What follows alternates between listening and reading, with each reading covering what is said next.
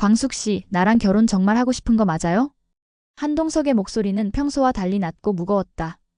인테리어 문제로 벌어진 언쟁은 생각보다 깊어졌고 마광숙의 얼굴엔 지친 기색이 역력했다. 결혼식을 일주일 앞두고 터진 사소한 갈등은 예상보다 오래 마음에 남았다. 그 말 지금 그 말이 왜 나와요? 마광숙은 천천히 커피잔을 내려놓으며 쳐다봤다. 결혼하자는 사람한테 지금 되묻는 거예요?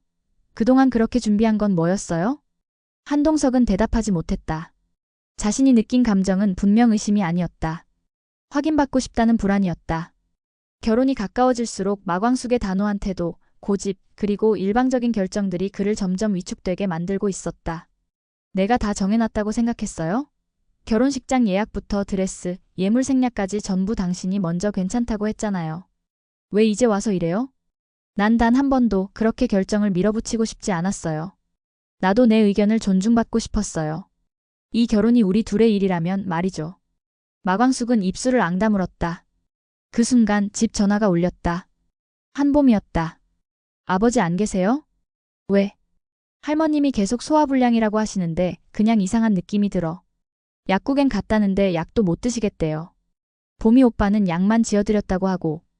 왠지 찜찜해서. 마광숙은 잠시 정적에 빠졌다.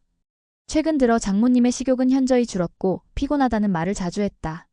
처음엔 나이 탓이라 넘겼지만 이제는 심상치 않게 느껴졌다. 내가 지금 갈게. 전화를 끊은 마광숙은 거실로 나왔다. 한동석이 여전히 서 있었다. 동석 씨 어르신 상태가 좀 이상한 것 같아요. 병원 가야겠어요. 한동석은 말없이 고개를 끄덕였다. 그날 저녁 응급검진을 받은 장모님은 바로 입원했다. 위염과 초기간 기능 저하. 큰 병은 아니었지만 면역력 저하와 스트레스가 겹쳐진 탓에 상태가 악화된 것이었다. 마광숙은 병원 침대에 앉아있는 어르신의 손을 잡았다. 괜찮아요. 며칠 푹 쉬시면 좋아지실 거예요. 박정수는 미소를 지었다. 결혼식에 패 끼칠까봐 마음이 좀 불편했어. 괜히 괜찮다고 한 것도 미안하고. 아니에요. 무슨 말씀이세요? 제가 신경 못 쓴 거예요. 어머니가 불편한 걸 눈치 못 챈 제가 잘못이죠. 한편 장미애는 한밤중 조용히 독수리 술도가를 찾았다. 손에는 오래된 서류 봉투 하나가 들려 있었다. 안에는 그녀가 독고탁과 함께 운영하던 시절 서명하지 않은 계약서 사본과 당시 비밀리에 체결된 일본 수출 계약 관련 자료가 담겨 있었다. 이걸 이제야 꺼내게 될 줄이야. 마침 술도가에 늦게까지 남아있던 오홍수가 그녀를 발견했다. 사모님. 흥수야, 이 문서 좀 봐줘. 이 안에 우리가 그동안 놓쳤던 진실이 있어. 오흥수는 서류를 받아들고 읽기 시작했다. 이 계약은 독고탁 명의로 되어 있지만 실제로는 그 사람이 당시 조작한 수출권 이관 서류가 함께 첨부되어 있었다. 이게 진짜라면 회장님이 아닌 다른 누군가가 수년 전부터 술도가를 노리고 있었단 얘긴데요. 장미애는 고개를 끄덕였다. 맞아. 난 지금까지 미워하는 데만 에너지를 썼지 진짜 적을 보지 못했어. 오흥수의 질문은 마치 오래된 뿌리를 캐내듯 조심스럽고 단호했다. 장미애는 눈을 감고 잠시 숨을 고른 뒤 조용히 입을 열었다. 아마 내가 퇴임을 준비할 무렵이었을 거야. 독고탁과 내가 서서히 지분 정리를 하던 시기. 그 틈을 노린 사람이 있었고 다른 사람도 있었단 말씀이세요? 그래. 윤태석. KJW 파이낸셜 이사. 술도가에 초창기 투자했던 사람이지. 우리가 모르는 뒤에 그가 있었어. 지금 이 모든 일에 판을 짠 건 사실 그 사람이야. 하지만 왜 하필 지금 이 시점에? 광숙이 때문이야. 마광숙이 공식 대표가 된 순간 윤태섭은 회사를 우회 인수할 명분을 잃었지. 그래서 망하게 하려는 쪽으로 방향을 튼 거야. 이 결혼식조차 그들에게는 방해물일 수 있어. 한편 경찰은 독고탁의 계좌 내역을 토대로 본격적인 수사에 착수했다. 과거 술도가의 자금이 일본 법인으로 빠져나간 정황, 그리고 수입 물류 대행 업체와의 이상한 수수료 계약 등은 모두 독고탁 단독으로는 설명이 되지 않는 구조였다. 이 자금의 흐름, 명백히 누군가와의 공모가 있었던 겁니다. 형사는 동료에게 메모를 넘기며 말했다. 윤태석. 이 사람도 소환하세요. 다음 날 아침 병실에서 퇴원을 준비하던 장모님은 조용히 마광숙의 손을 잡았다. 광숙아, 나 그냥 예전처럼 지내고 싶다.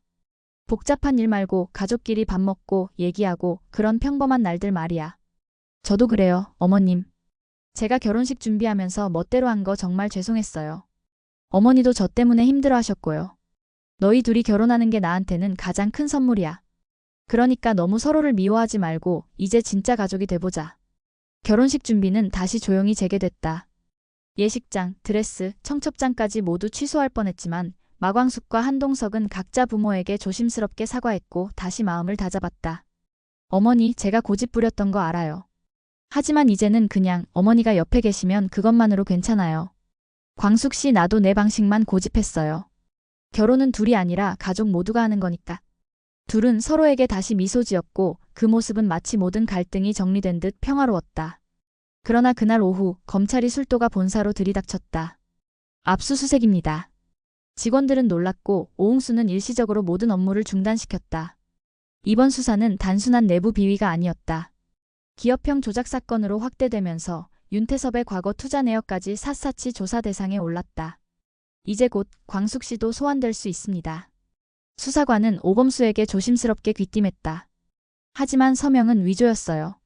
광숙 누나가 직접 한 게 아니란 말입니다. 그건 우리도 압니다. 하지만 조사를 안 할 수는 없죠. 공문서상 명의인이니까요. 그날 밤 마광숙은 호텔 방에서 한동석과 나란히 앉아 창밖을 보고 있었다.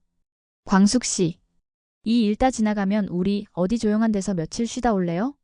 신혼여행인가요? 어쩌면 진짜 결혼 생활의 시작일지도 모르죠. 둘은 조용히 서로의 손을 잡았다.